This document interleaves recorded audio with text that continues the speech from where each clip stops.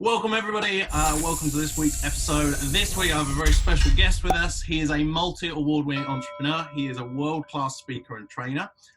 He's speaking in front of thousands of people on stage, helping them to become financially free through property. He is the author of Whatever It Takes, which is also specializing in property. He is the co-host of a leading podcast with thousands of subscribers, and is the owner of Better Source Limited, a successful deal sourcing business. So today we have Alasdair Cunningham on Hey, the show. how are you? How you doing, man? You good? I'm very good. I'm very good. Thank you for having me on. Thank you for asking me to come on board. Yeah, really good. Thanks. Awesome, man. Well, look, I appreciate your time. Thank you for coming on to speak to me. I know where you are in life, and the things that you're achieving is amazing. And I just want to share with the audience what that is and how you've got to that stage. But also to go a bit off course as well, and not so much go into. I know before you've spoken a lot about, the journey you've been on, about mindset. That's all important, but there are other things I wanted to cover as well. Ask anything. I'm an open book. Ask anything. I will tell you absolutely anything. That's awesome. So I know I listed a few things there, but just briefly for the people listening, just tell people who you are and what it is that you do. Okay, so my name's Alasdair Cunningham. I am 38, and I basically have been in business since I was 23 years old, towards the end of 22, 23. I left my job, my conventional job, when I was 23 as a bus and coach mechanic, and I decided I want to pursue a business of my own, and I set off on that journey. Now, since I was since a very young age, I've been involved in 14 businesses. Some have been very successful and some have been not so successful and actually nearly bankrupt me. But that's part of the process, that's part of the journey. So where I'm at today is I went through all these businesses and I learned every single time. Everything I done, I learned from, and I moved on. And then that led me to my last business before I got involved in property, which was a franchise. And it was going very well. But I realized that if I don't work, if I don't go out and actually do what I've got to do for the business, I don't make any money. And that got me thinking, like, I'm here thinking I'm in a business, but the reality is I'm not in a business. The reality is all I've done is I've created myself a job. That's all I've done. Because if I didn't go to work, I didn't get paid.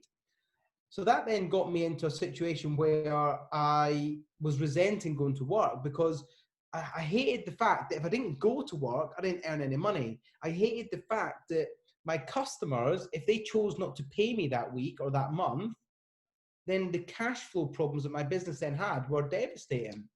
And I ended up leaving that business. I was telling Tom last night, and I try not to think about it too much because it's a little bit devastating, but I ended up leaving that business.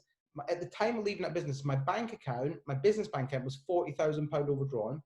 I had outstanding invoices from my suppliers of about £30,000 that I just had no way of paying.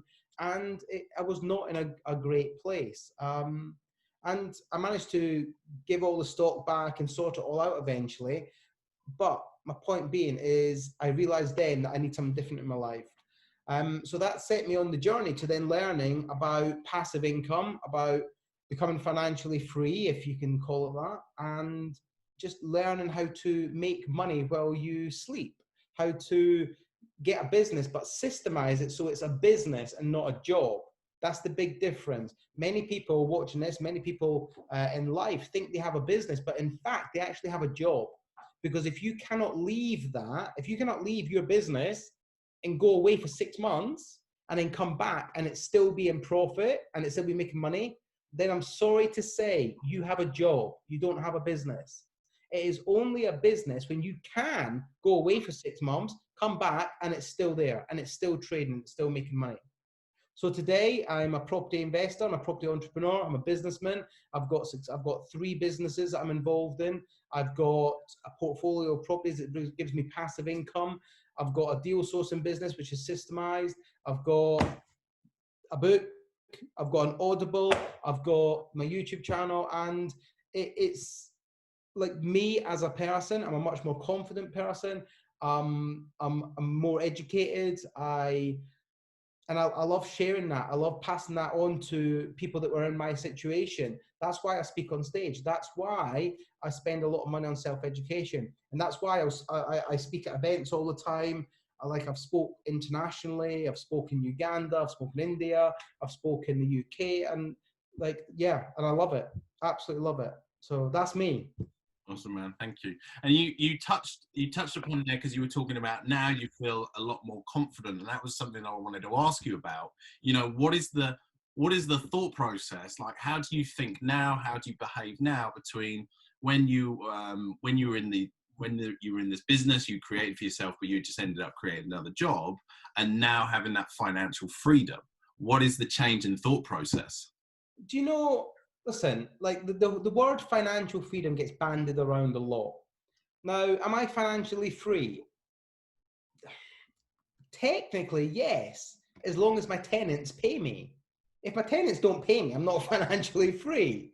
So, like, you could argue that during COVID-19, a lot of my tenants didn't pay me, or some didn't pay me, some did. So, am I financially free? Who knows? I make good money when all my businesses are paying me. So, what that's allowed me to do is it's allowed me to say, basically, fuck it, let's just do this and let's just get on with it. I'm sorry to swear, but like, let's just get on with it and let's just I've now got the confidence to actually start a business, to actually put myself out there on social media and do YouTube videos and do this and do that and write a book, irrespective of what people say or what people think. Like I know who I am, I know what I want, and I know what I've got to do to get there. And I'm now in a point where actually I've got no bad feeling towards anybody, but I don't care now what they think. Whereas I never had that before. That was what was always holding me back. The thing that always held me back was the fear of other people's opinion. I was so scared about what people thought about my latest business venture. Like I was so scared of that judgment that people were going to pass upon me because I wanted to get in business, or because I wanted to attend a seminar, or because I wanted to do property but I didn't have loads of money. And that's the problem. Most people don't do things because of the fear of failure or the fear of judgment from other people. And it stops so many people actually stepping out and just doing something. So I would say that the whole gaining confidence thing has massively helped me in talking to people, doing deals, speaking to businesses, like just getting out there and just doing business and not caring about what other people think. Awesome. And for right now, why is it so important that people at least go after a secondary income and pursue a passive income as well? Why is that so important now more than ever? Listen, COVID-19 has proved to everybody that you cannot rely on one income stream. You can't, because think of it like a table, okay? A table has 4 legs for a reason, because if it only had 1 leg, it would fall over. 2 legs, you might be able to balance it, but the likelihood is it's going to fall over. 3 legs, it's going to be a lot more stable, and 4 legs, it ain't going anywhere. Think of that like your life, like your legs are your income streams. If you've got 1 income stream, like majority of the country are on furlough. They're only getting 80% of their income. Now, a lot of people don't even know if they've got a job to go back to. Who knows? So you cannot be solely dependent on 1 income stream. Now, even if you decide that you want to go ahead and you want to copy the rich guy, yeah? I was always told, copy the rich guy, because they've done it. So copy them, yeah? What rich person do you know only has 1 income stream? None. Not 1 person. You name somebody who's wealthy. You name anybody to me, and I guarantee you, within minutes, I can find you information on where they get their money from. I can find you all the different businesses they're involved in, all the different income streams they have. The only people that have 1 income stream are employees. And if they want to get out of that rat race, you've got to create more income streams. It's not opinion, this is fact. So should they start creating more income streams straight away, or focus on creating the next income stream, and then do it now, because there's no tomorrow, right? People are always putting stuff off because they're scared, because they've not got everything lined up perfectly. No, do it now, because listen, they say the best time to plant a tree was last year. The second best time is now. Okay? So whatever you want to do in your life, stop thinking about it. Stop holding fences up. Stop thinking and stop worrying about people. Just do whatever you want to do. Think about it. Be logical about it. Educate about it. And just friggin' do it. And wait and learn on the job. Like, let me tell you something. People, I know so many people that want to start businesses and they spend months and months and months and months and months creating business plans, creating what ifs. Let me tell you something. The first day they start that business, that plan changes because it changes. It has to be fluid. It has to be, look, this is what I'm going to do. So I'm going to start it. And as I go, I'm going to learn on the job. I'm going to fix it as we go because that's life. Things happen, things change. Your customers might not buy off you the way they thought you were going to buy off them, the way you thought they were going to buy off you. The customers might not like the service the way you deliver it. They might not. Do you get me? You got to start and then fix it. You're never going to have everything perfect. If you are, you're never going to do anything. I think that's what stops a lot of people, isn't it? They look for having all the answers, having it all worked out, and then that holds them back. Yeah, I agree. Okay, awesome. So, do you get hate? Do you get negativity? And if so, like, how do you deal with that? How do you overcome it? Dude, I don't give a rip about it. I don't get hate. I get people criticize because they, like, for instance, let me give you a prime example.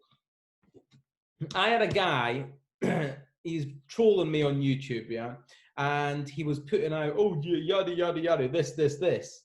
And he was putting out a load of stuff that he didn't even, I've never met the guy. He's never been to an event I've run. He's never done any business with me.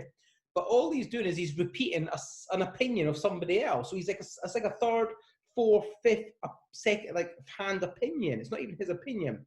And he's like, he put a load of points there. So I replied to his message with the fact of actually X. Oh, lo and behold, I've not heard from him ever since. Like, I gave him the facts, and he doesn't like the facts, so he's got no retaliation. The problem is, a lot of people are so broke up here that they just want to pull all the people down. And I'm like, do you know what? Jog on, I don't give a fuck. I don't care.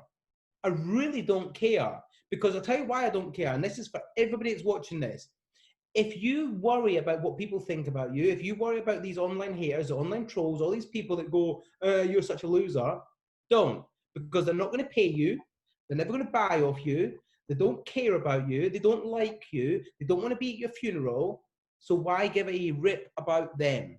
Because they are not going to affect your business in any way, shape, or form. And let me tell you something.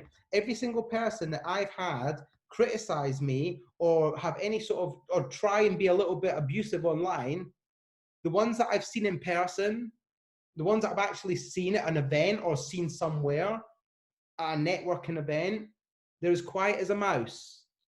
They won't, because I'm the sort of person, I'm direct, yeah? If you've got something to say about me online, happy days, crack on. But do rest assured that when we bump into each other, I'll bring it up. And or like another case, I had somebody found out where because I happened to mention one day that where I lived, which just so you know, I live in North London. I'm happy with, I don't care. I'm not trying to hide anything. There's address in the show notes. Yeah, fair address and sure, I don't care.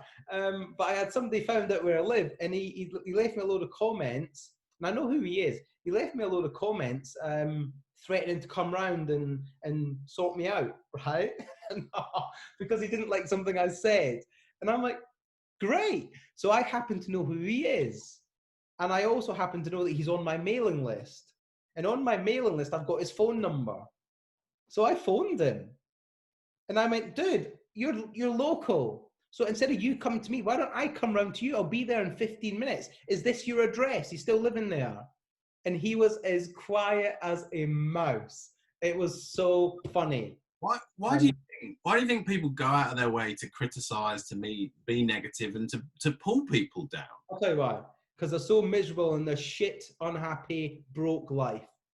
That's why. They can't stand to see people do better than them. And is that a way of numbing the pain for them? I don't think too much about it. To be honest, I'm a case of I want to build people up. I don't want to tear people down. And I'm a case of if that's you, if you want to be that person, go on. But I don't want anything to do with you. And I won't help you. I won't associate with you. I don't have nothing to do with you. And I don't want to fall into thinking about why they do that, because I don't need that negativity in my life. You'll probably find the negative people all through life, and let them. That's their life. They'll die a miserable, lonely person. They'll die a miserable, broke person. Let them. I don't care. It's not. I don't want to fall into that way of thinking, because if I do, then like I don't want that negativity in my head. Yeah. Like I want positivity in my head. I want to be able to build people up, help people, support people, and not bitching about them because whatever. But Yeah. on the flip of that, then on the flip side, what about somebody you have helped, or somebody maybe has just been through absolute hell, been really struggling, and then you I don't know, maybe you do some mentoring with them, you give them some advice, and they come back to you a few months later, and you're like, Alasdair, I did what you said, my life's amazing, it's turned itself around. How does that make you feel? Do you know what? I can show you hundreds of messages like that because I've done it. I've been there, dude. I'm not I've got, like my book, yeah. Whatever it takes. I've had people read this, go off and buy their first property. I've had people read that, message me, pretty much like saying, "Alasdair, that isn't what an like amazing story. Thank you for sharing this because it's helped me." Like I've had people message because I talk about where I went through a little bit of depression, and I owned up to the fact that I'm a man. And I talked about it, and I'm okay. You're okay to talk about it. I've had men message me and say, like, "Thank you. You've sort of opened the door for me to get the help I needed." I've had women message me, like who are wives messaging me saying, "Thank you. My husband bought your book. He's now getting help. I've been trying to get him to get help for months, but your book has instigated him to go and get help." Like, and they're How does that make you feel? of course that takes like that is all I want. That's all I want. And that, do you know what? I don't care about all I don't care about any negativity. I don't care about any losers that want to say anything because they'll never outweigh the people that say good stuff. They'll never outweigh them because I help so many people. And that is what I'm here for. Yes, do I get paid? Absolutely. Do I earn good money? Yes. Am I ashamed of that? No. Because I give immense value. I help people. I see the change in people, the same change I went through. And if I can impart that wisdom, impart that knowledge, impart that influence, and impart that inspiration onto people, then so be it. I'm going to do it. Awesome. Thanks, man. So what's going to happen in the next 10 years? What's your predictions? Who knows? Dude, I have no idea. Like lockdown, I've made the most of it. I've made the most of it. I've rewritten the book. I've done Audible. I've done my YouTube. I've done this. I've done that. I've done lots of stuff. I'm currently about to complete on 2 properties. One hopefully in the next couple of days, and one in a couple of weeks. So I'm just going to continue to keep buying properties, doing my strategy, doing what I'm doing. I want to continue focusing on building my business. I'm about to do an offer from my business to get some more people working in the business for me, to try and grow the business. So we're going to do a thing about that. There's a lot going on.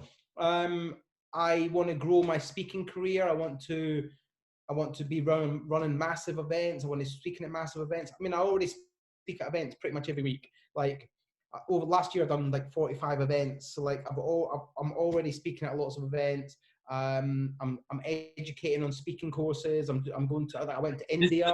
This isn't just 45 events with a few people. No, this is the minimum was being 100 people. Yeah. That's a big... No. The minimum actually was some of the fulfillment events, maybe 50 to 60 people. But like events like last year, Peterborough, 1,200, like 1,200, 1,300, 1,000, 500, 600, 800. Like you're talking hundreds and hundreds and hundreds and hundreds of people. Like I probably spoke to, 30, 40,000 people last year in a group setting. Probably more. That math doesn't even probably add up, but probably more. I've lost count. Like, but yeah, and I've loved it. And how do you see that being affected? You know, the the education business, speaking? How do you see that being affected? Teaching, training. Everyone's been in lockdown. Probably some people are a little bit fearful to go back into a crowded space. Yeah, look, the way I see it, obviously it's forced all the businesses to move online, which is good. Hence why we are having a Zoom interview. So it's good. It's not going to change. The world will go back to normal. Events will go back to normal because people love the events. People love going to events. People love learning. People are always looking to develop. And if you continue to add value, continue to deliver good events, people will come. I don't see it changing. Events have been around for 30, 40 years. They're not going to just die overnight because of I made it like because of a lockdown situation and a virus. It's not going to. I agree with you. I know I've seen it for myself. I want to be around people. Yeah. I think that's what people want. Online courses are awesome, but there's a buzz and there is an energy about networking with large groups of people in the same. I joined an online training course while I was in lockdown, and I found it the most boring thing ever. I just found it so boring, and I've not even finished it yet. And it wasn't loads of money. It was £600. It wasn't like breaking money, but I've still got it. I've just not finished it because I just can't bring myself to watch it because the guy delivering it is the most boring presenter I've ever met. And it's like, oh my goodness me. Like, there's something about being at an event and having a good trainer like myself, like Samuel, like other people, having a good trainer delivering good content, because we focus on two things when we're delivering events. One, the content has to be top notch, and it is. And secondly, keeping the energy in the room and keeping the involvement and the interaction in the room with the delegates. And that's what makes an event. That's what we call it, accelerated learning. And when you do that, and sorry, let me just turn that off. When you do that, people learn more. Accelerated learning causes people to learn more, and because you're not just cramming them full of information. Like, the definition of educate is to draw out. It's not to cram in. So we're here to draw the excellence out from the people that are already there. They just need that little bit of assistance, and that's what a good trainer does. Awesome, man. So what's one thing that you wish people would stop doing, and what's one thing you wish people would start doing? I wish people would stop worrying about other people. Okay. I wish people would stop. I wish people would stop comparing themselves to other people on what may be a similar journey, because that's a very negative thing to do, because you don't know where they are. Let me start again. You don't know where they are at on that journey. And if you're just comparing on social media is terrible for this. Like, I know so many people, and I'm not going to name them, but I know so many people that are posting all over social media about how they're doing this, they're doing that, they're doing this, and they're completely flat broke. Like, they go on about how they've got this lifestyle, and it's all image. But the thing is, that's really damaging, because you get somebody who's genuinely trying to learn, who's genuinely trying to pursue a business, but they're seeing this person who's sat next to a Lamborghini and taking photographs of this and always with the designer gear, and they're like thinking, well, why am I so far behind this person? Like, and they're comparing, but the reality is they're not on the same journey. So don't compare yourself to people that you don't even know where they're at, and you don't really know where they're at financially, business. You're just assuming that what you see on Facebook is genuine. Now, we know that most stuff on social media is absolutely bull. Like, most of it is. So just make sure you know if you're comparing yourself to anybody, make sure the person you're comparing yourself to has got credibility, is actually walking the walk and got the shirt, so to speak, not just somebody that claims they've got the shirt. That's what I'm saying. Don't compare yourself to people that you don't have credibility. And what I think people should do, I think people should stop thinking about things for so much. Just get on with it. Like, I know people that have been thinking about doing a business for years, but by the time they get round to implementing the business, that business idea might be no longer. But if they got in at the right time, it might be the best thing going. So just stop procrastinating, stop thinking, stop doubting yourself. Believe that you've got the power in you to do what you want to do, and that you're actually a damn sight better than you give yourself credit for. Let me tell you something. let me tell you something. When I started speaking on stage, I sucked at it. I was really bad. I was very nervous, couldn't stop the shakes, I always mumbling my words up, couldn't think what to say, was always having mind blanks, all that sort of stuff. And that was like 2 years ago, 2.5 years ago. And I just decided one day that, you know what, I'm going to do this and I'm going to learn it. I'm going to learn what I've got to do. And I'm not going to say no to an opportunity because I got scared last time I had to go on stage in front of 20 people. Like now, I speak in front of thousands of people and I don't get nervous. I love it. Like I'm not going to say I don't prep. Of course I prep, but I don't like sit up all night thinking, oh, what we're going to talk about tomorrow. I know what I've got to talk about. I know my subject. I know what I'm teaching. I know what I'm training. And I just get on there and do it. And I'm fluid and I'm flexible. And I'm sure many people that have seen me speak on stage will agree that I'm going to be cocky. I'm actually very good at speaking on stage. I'm very good at delivering content because I like to be as thorough as I possibly can. And yeah, so just do it. Stop procrastinating. Just do what you've got to do. If I didn't do what I had to do when it comes to speaking on stage, I still wouldn't be speaking on stage. Now I speak in front of thousands of people and I earn very good money doing it. What do you say to yourself? Like if there's a moment when you realize that you're suddenly aware that you're doubting yourself for whatever reason or you're procrastinating, what do you say or do to step out of that? I take myself back to the pain I used to experience before I got involved. I take myself back to this is why it's really important to have a fundamental why to what you're doing. Because if you really understand what your purpose and what your why is and why are you doing this business, and whenever you're doubting yourself, whenever you've got an issue, take yourself back to there. So I always take myself back to the point where I was basically at the lowest point of depression. Now, I'm not sitting here saying I was the most depressed person in the world. There's people obviously that are further more deeper than I was. And I wasn't that deep, but for me, it was deep. Okay. So everyone's on, again, don't compare yourself to other people. Everyone's on their own journey. Everyone has your own mind fight, your own fights with your mind. Everyone has your own battles. Okay. Now, your battles might not be as bad as mine, but mine might be horrific, but yours might be 10 times worse than mine. It just depends on where you're at, okay? So I always take myself back to there.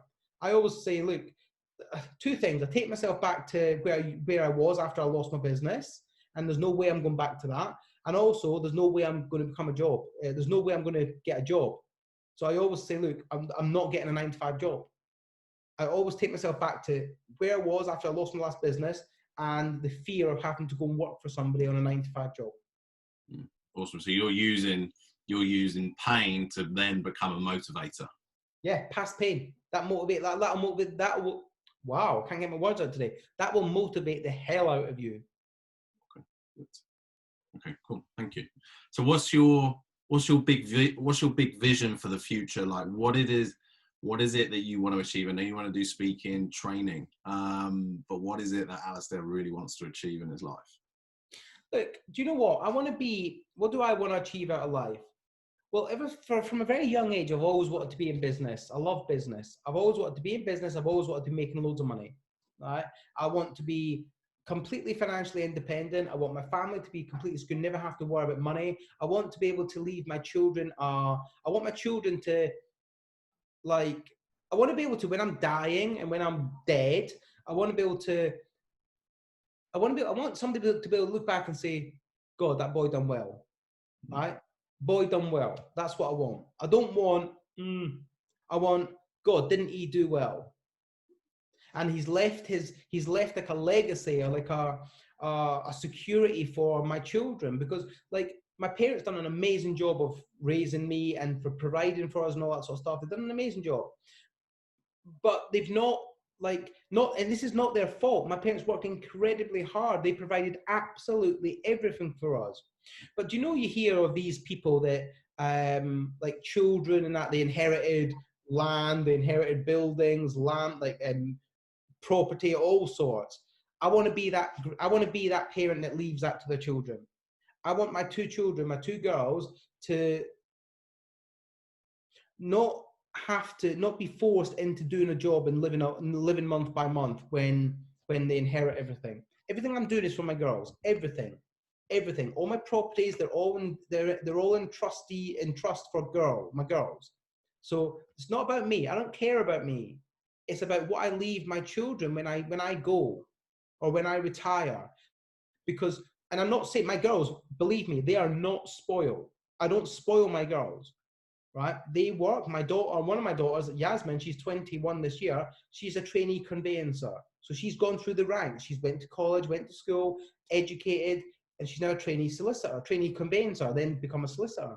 Then, and Isabel, my youngest, she's 13. She's like at school. She's doing really well in mathematics. She's got plans what she wants to do when she leaves school. So I'm not going to just hand everything to them in a plate, but I want them to have assets that to help them through life. And that moment you were describing, that moment where it's like, yeah, God, he did good. I always liken that moment. I remember a time when it was Muhammad Ali died, and the whole world suddenly stops, and everybody on the planet takes, whether they knew him personally or didn't know him or just know him through a TV screen, everybody took a moment to say something about him, or remember a moment that they experienced with him. Yeah, I mean, that's great. I'm not thinking that sort of legacy. I'm thinking my own sort of legacy where, like, really for me, it's about my immediate family. Of course, listen, of course, there's a bigger purpose, there's bigger things in life. And people might say it's selfish that I only want, like, I'm thinking of my immediate family. I'm not just thinking of them, but my primary goal is my immediate family. Okay, then, like, I've got things that I want to talk and do stuff with men's mental health. I want to do charity stuff. I want to be an ambassador that some sort of ambassador that helps men talk about their mental health if they've got problems. Because the problem is society makes it not okay to speak about it. It makes it not manly that if you've suffered up here that you cannot ask for help, or a man can't get emotional, or a man can't feel shit. Like, we all feel shit sometimes. Sometimes men just need somebody to actually support them. Because, listen, this is not about women. I'm not saying women are worthless. I love women, okay? This is about men for the time being. So, women, I love you, but just this is not about you at the minute, okay? You've got your own charities and stuff, okay? Men, this is about men, right? Sorry, my phone's going off. Sorry. This is about men. I want, because men, to a degree, men have a lot of pressure, as do women. Women, I'm not forgetting you. I'm just saying for the minute we're talking about men.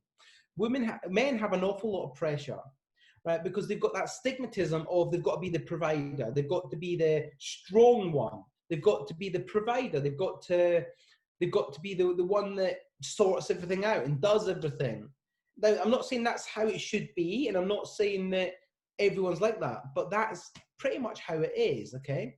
So as a result, men have a lot to carry, and so do women. But again, this is not about the women. Women, I love you, so I don't want any of these, oh, you're sexist, you're saying women don't work. Women, I know you work. I wouldn't want to be a woman. Trust me, I believe you do a lot of work, okay? This is just about men for the minute.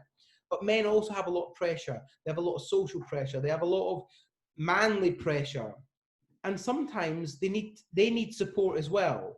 Sometimes they need to be able to go to somebody and say, look, do you know what? I feel like shit. Like, I'm not getting anywhere. I'm struggling with what I've got to do. I'm struggling with this. I'm struggling with thinking I'm a failure. I'm struggling with being able to provide, and I need some help. But all too often, the men don't ask for help because they're scared, or they're embarrassed, or the social pressures kick in, which mean they then can't ask for help because, like, stigmatisms and not like, do you know what I mean? Because, like, people, they just judge them, and it's bullshit. It's absolutely bullshit. And I want to be able to stand on stage and be the person that talks about it and says, do you know what, man, you're good. If you need help, ask. And that's why in my book, I wrote about it. I wrote about what I went through very early on. And believe me, I didn't want to write that in there, but I knew it would help people. That's why I've done it. And I think that it just gives it's a leadership thing. And if you're going first, you're talking about it, as you mentioned earlier, you know, it encourages other people to speak up. Yeah. Oh, Alasdair's done it. Wow. You know, I want to do what Alasdair's doing. Okay, I'm going to speak up as well. Listen, yeah, I agree with you. I'm not sitting here saying, look, I'm the pinnacle of men's mental health, because I'm not. All right, I'm not. I'm not saying anything like that. But if me talking about it once helps one person, I'm happy with that. Like, I can tell you a story. Look, like for instance, right? I spoke at an event last July, okay, in Birmingham, and it was a very much. We had basically the main speaker hurt his leg, and he couldn't walk on his leg very well, so he needed a rest. Okay, and I only found out 5 minutes before I was going on that I was going on for an hour. I'd done my content that I was supposed to do, and we were at a point where, what did I do? So I went on and I just free rolled, okay? And I ended up talking, somebody asked me what my purpose was, and I ended up talking about it. And I ended up telling people about what I was going through, about my low times and all that sort of stuff. And at the end of that, I said, look, they don't got any questions, okay? Thinking it would all be property. Not one person asked about property. But one person put his hand up, but then he tried to put his hand down again, take it away. And for some reason, I clocked him. And I'm like, you, sir, what was your question? Because he wanted to ask a question, but then it's like he took himself out of the game. Do you know what I mean? It's like he went, yeah, oh, no, I'm not going to ask. So I clocked that and I said, look, come on, stand up, what's your question? Now, it turns out he'd read my book and that brought him to the event. And he stood up and he wanted to thank me for writing the book. Now, this guy had been suffering from a very low level, a very low part of depression, very low depression. And he'd not been out of his bedroom for 6 months. He'd been living in his bedroom for 6 months, to the point where, like, he was not even leaving to go to the bathroom, right, at points, okay? And all because he lost his job and he just went down. My book got him out of that. My book got him to come to the event. My book gave him the courage to stand up and say that and thank me. Now, let me tell you something. I done some one-to-one coaching with him, not one-to-one, but coaching with him while he stood up, and we set up a support network for him and things like that. Now, that guy, as I come off stage, I mean, he was very emotional, and as I come off stage, his mom, as I was walking down and the next speaker went on, his mum reached over and grabbed my arm, and she pulled me into her, and she says, "You do not know what you've just done." And I said, I thought I'd offended her, and I said, "Look, if I've offended you, I'm really, really sorry." I said, "Why don't we go outside and chat about it?" And she went, "No, you've just saved that boy's life." Now, what had happened was he then come out the room. And we went into a back room and he wanted to talk to me, and I was talking to him, and he said to me, he goes, we just started talking, and then he broke down. The guy had actually planned to end his life on the following week. And the reason he was going to do it the following week was because his mum and dad were about to go on holiday, and he didn't want to do it while they were in the house. He planned to end his life the following week once he'd gone on holiday. And he'd planned how he was going to do it. He'd written us like a letter to his mum and dad. And like, so when I get all these negative losers criticizing me, I don't need to worry about that, because I've saved a life, my friend. How many lives have you saved? Yeah. So that's why I'll very happily talk about what I went through. I'll very happily talk about it in my book, and I'll very happily talk about it from stage. And that guy now ended up working for us as crew because we gave him a job. Okay. And he's now in a far better place. He's now going to, he was, his girlfriend was going to have a kid. And do you know what I mean? He's in a far better place. All because he read my book, and all because he took action and he didn't think about it, and he decided enough's enough. And because he's a man, and I get, not me, but he's a man who saw it was okay to ask for help. So that's why I talk about it. And that's why that is probably one of my bigger purposes, which I'll be pursuing in the next couple of years. And you don't know about all the people as well who, you know, haven't spoken up, but in the audience, you've had a profound impact on them. Exactly. The effect you're having as well beyond that. Yeah, exactly. That's the point. But, you know, some people will just be negative about anything. But that, you know, that saving that one life outweighs it all. Yeah, of course it is. That's all I care about. So that's why I can do what I do, and that's why I'm happy about doing what I do. So it's all that matters. So if somebody is lost and they're not sure what they're doing, and they want to get to where you are. They want to achieve a level of freedom with their finances. They want to be able to have more choices and options in the world. Maybe they want to become a successful business owner, entrepreneur. What do they do first? Where do they start? Educate, get educated. Well, first, actually, before you get educated, first you've got to make a logical decision.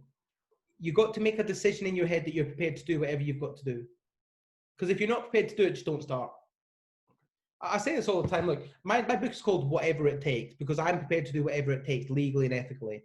So the first thing you've got to do is you've got to make a decision in your life. Are you prepared to put the effort in, to put the time, to put the resources and the money into learning and educating and taking action into whatever you choose to do? Because if you're not, don't even start. If you are not prepared to sacrifice your friends, sacrifice watching TV, sacrifice playing PlayStation, then don't bother. Give up, continue to watch TV, because you will never be successful. And that's harsh and it's ruthless, I know. But the reality is this: if you want success, you're going to have to work goddamn hard at it.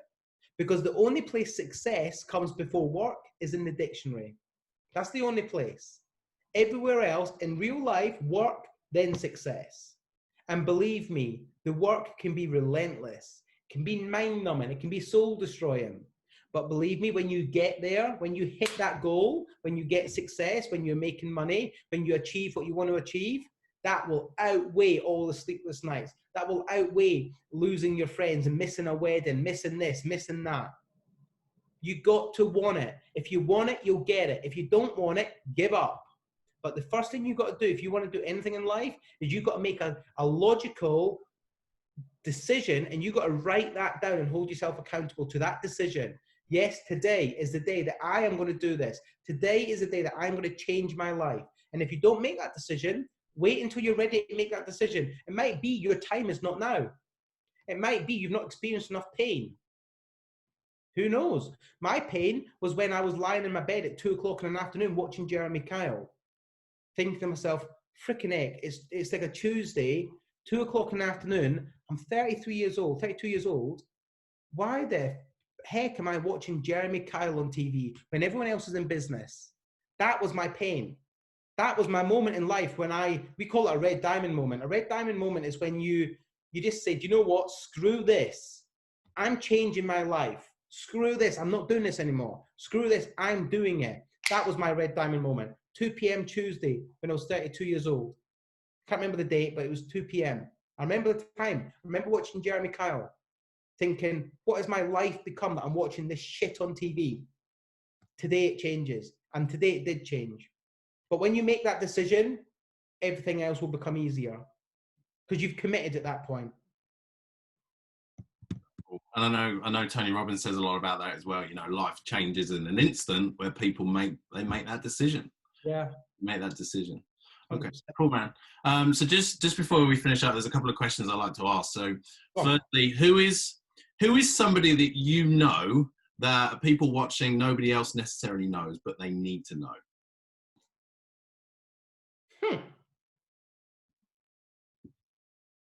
That's a good one.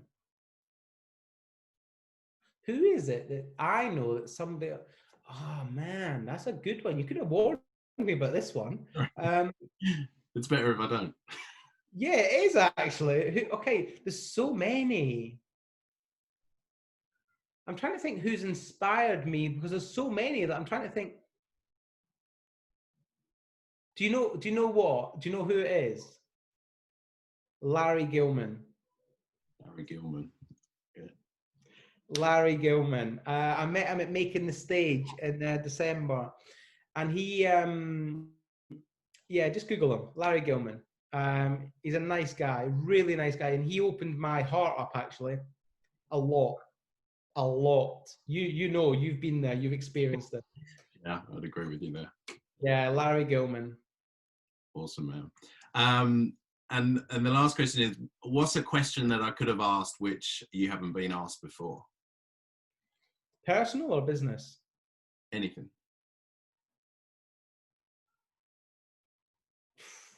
I don't know because I've not been asked it. I'll tell you the funniest question I ever got. Do you know what that is? Sure. I was at an event, 300 people in the room, and in the evening, the three speakers, the three of us that were speaking, we do like an open question and answer session. We answer any question. And somebody stood up and said, look, the world is going to end in 7 days. What do you do? What are you going to do? The world is going to end in 7 days. What are you going to do? Now, the two other speakers that I was with, they were very political. They were very PC. Like, they've done the usual, well, I'd make sure my family are secure. And then, you know what? I think I'd go and give back. I'd go and work with charity for like 5 days or whatever.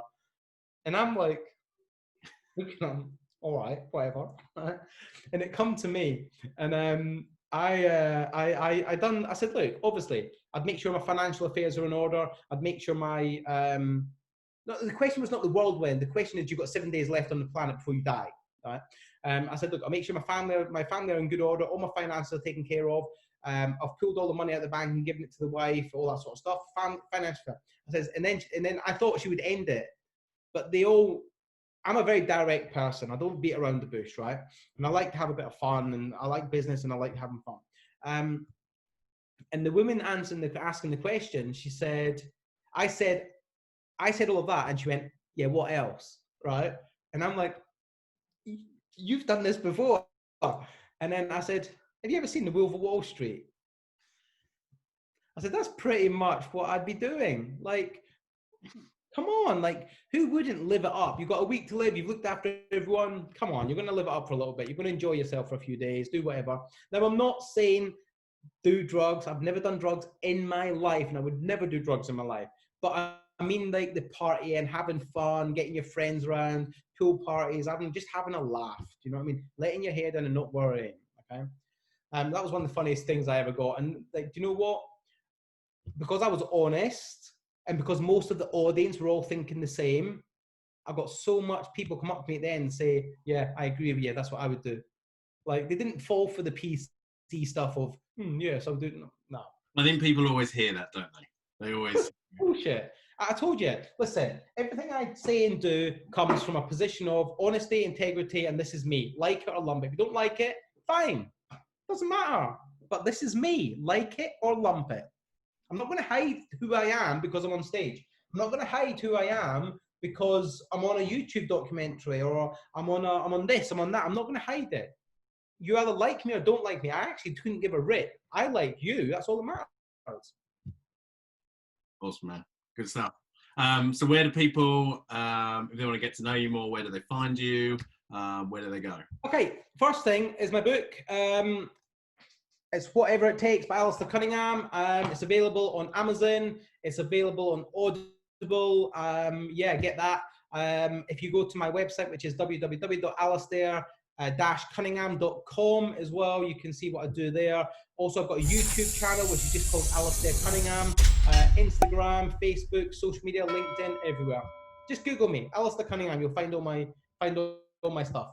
But make sure you spell the name right.